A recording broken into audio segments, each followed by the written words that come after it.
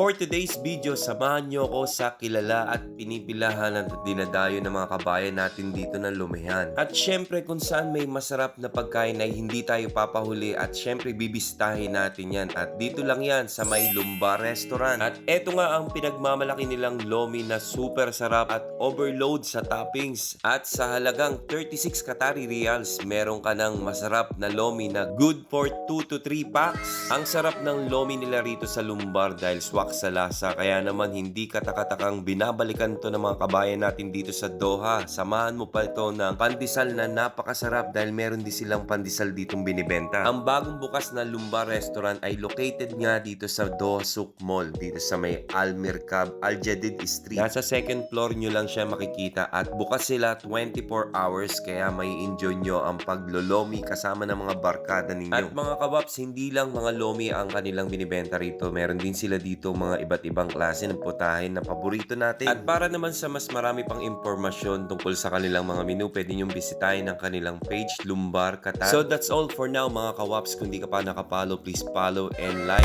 and see you on my next vlog. Dale mama kung tutakata